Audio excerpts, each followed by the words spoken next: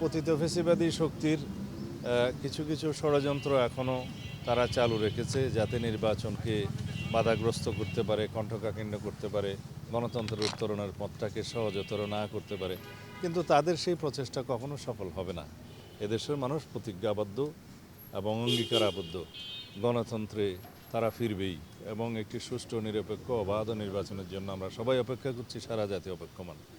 ইনশাআল্লাহ সবার ঐক্যবদ্ধ প্রচেষ্টায় এবং সকল রাজনৈতিক দলগুলোর আন্তরিকতায় আমরা সেই নির্বাচনী বৈতরণী খুব সহজভাবে পার করতে পারবো। আরেকটা বিষয়, আন্তরিকতা কতটা দেখছেন? অন্যান্য রাজনৈতিক দলগুলোর আন্তরিকতা আসলে কতটা দেখছেন, নাকি বিভক্তি সৃষ্টির কোনো চেষ্টা হচ্ছে?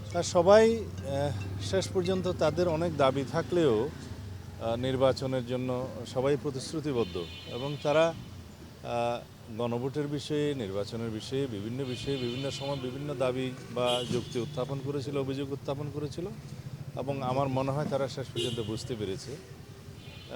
এখন তাদের যদি কোনো অভিযোগ থাকে নির্বাচনের লেভেল প্লেয়িং ফিল্ড এবং ইত্যাদি সম্পর্কে, সেগুলো নির্বাচন কমিশনে তারা জানাবে। নির্বাচন কমিশন এবং সরকার মিলে সেটা যথাযথভাবে অ্যাড্রেস করবে, সেটা আমরা আশা করি।